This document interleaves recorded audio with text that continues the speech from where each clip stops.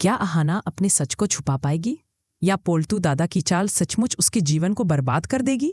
क्या तभी आपको ऐसा लगा है कि सच्चाई सामने आते ही पूरा परिवार बिखर सकता है? क्या कभी आपने सोचा है कि एक छोटे से फैसले के कारण रिश्तों की नींव हिल सकती है?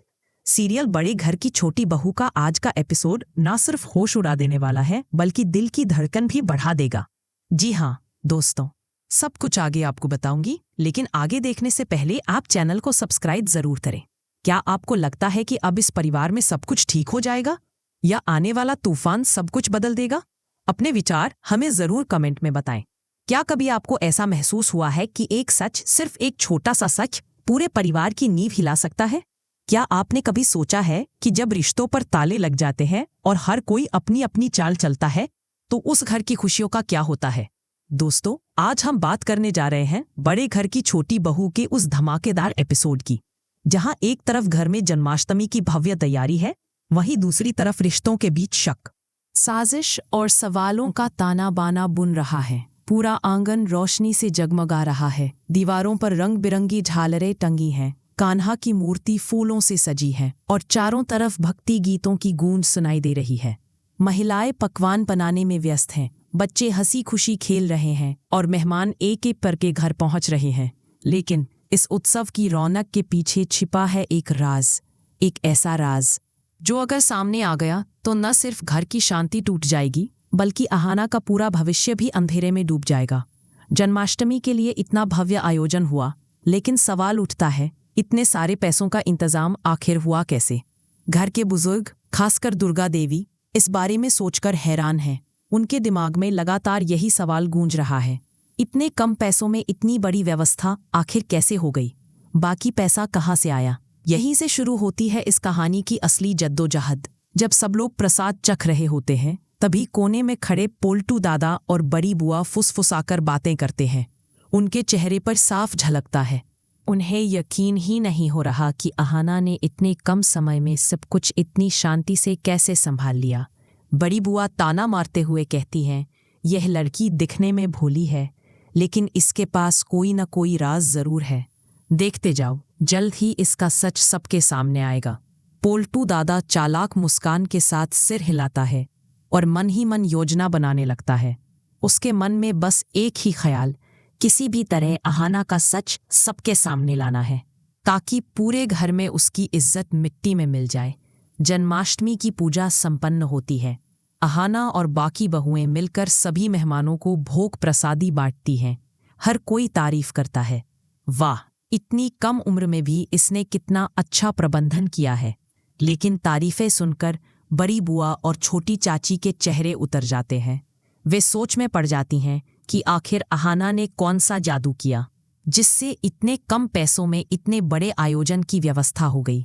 पूजा खत्म होते ही जब सब मेहमान अपने अपने घर जाने लगते हैं, दुर्गा देवी आंगन में खड़ी होकर गहरी सोच में डूबी रहती हैं।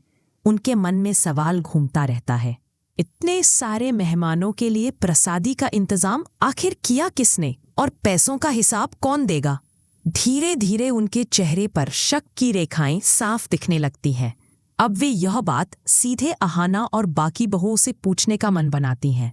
रात का अंधेरा उतरते ही घर का माहौल धीरे धीरे बदलने लगता है।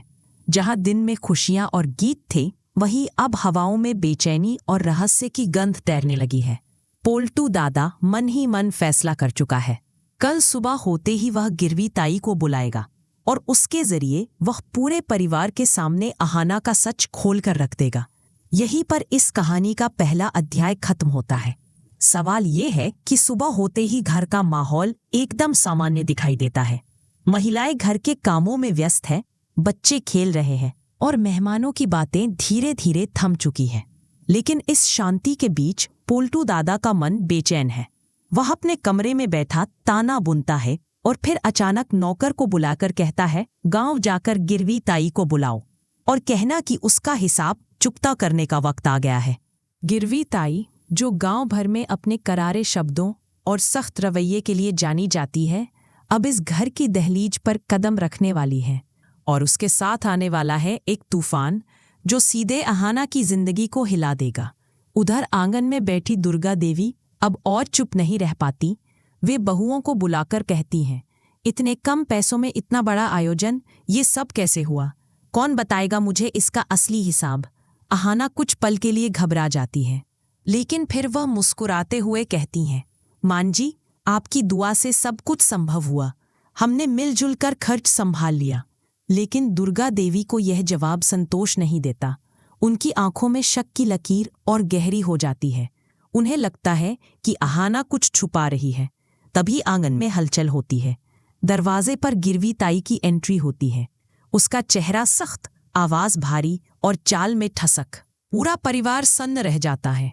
गिरवी ताई आंगन में आते ही ऊंची आवाज में कहती है, मेरे पैसे कब मिलेंगे?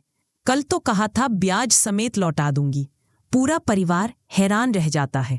हर किसी की नजर अहाना पर टिक जाती है। यहीं पर पोल्टू दादा मौका देखकर आगे बढ़ता है और कहता है, देखा, यही है असली चेहरा इस लड़की का। पूरे गांव में जाकर गिरवी रखकर पैसे जुटाए इसने और हमारे घर की इज्जत मिट्टी में मिला दी। बड़ी बुआ भी बीच में बोल पड़ती है, हमें पहले से शक था, लेकिन अब सच सामने आ गया। अहाना की आंखों से आंसू बहने लगते हैं। वह कुछ कहना चाहती है, लेकिन शब्द गले में अटक जाते हैं। गुस्से में लाल हुई दुर्गा देवी पहले तो सख्त लहजे में अहाना से कहती हैं, क्या यह सच है? क्या वाकई तूने घर की इज्जत गिरवी रख दी? अहाना सिर झुका लेती है और रोते हुए सच कबूल करती है, लेकिन फिर कहती है, मैंने ये सब आपके सम्मान के लिए किया। मैं चाहती थी कि जन्माष्टमी का आयोजन पूरे गांव में सबसे भव्य हो, ताकि आपका नाम रोशन हो। पूरा घर खामोश हो जाता है। कुछ पल तक दुर्गा देवी भी स्तब्ध रहती हैं। फिर अचानक उनका स्वर बदल जाता है। वे कहती हैं, अहाना, तेरे इरादे साफ थे और तेरी नीयत पवित्र। आज से तू इस घर की सिर्फ बहू नहीं, मेरी बेटी है, और मैं तुझे पढ़ाई पूरी करने की इजाजत देती हूँ। अहाना के चेहरे पर चमक आ जाती है। उसकी आंखों से खुशी के आंसू बहने लगते हैं। वह दौड़कर दुर्गा देवी के पैर छू लेती है, लेकिन जहाँ खुशी होती है वहाँ साजिश भी जन्म लेती है। बड़ी बुआ और चाचा जी ताना मारते हैं, देख लिया, यही कारण था इस पूजा का, ताकि दुर्गा देवी का दिल जीता जा सके और पढ़ाई की मंजूरी मिल सके। ये सब एक सोची समझी चाल थी। उनके शब्दों से अहाना टूट जाती है, लेकिन इस बार देवदा और दुर्गा देवी आगे बढ़ते हैं और उसका साथ देते हैं। बुआ जी और चाचा जी गुस्से से तमतमाकर कहते हैं, क्या अब इस घर के फैसले किसी बाहरी आदमी की बात पर होंगे? देवदा कौन है? उसका इस घर से क्या रिश्ता है? हम अपने खानदान की मर्यादा नहीं तोड़ने देंगे। उनकी आवाज में विद्रोह साफ झलकता है। दुर्गा देवी का चेहरा अब गुस्से से लाल हो जाता है। वे जोर से चिल्लाती है, बस बहुत हो गया। ये घर मेरा है और मेरे पति का था।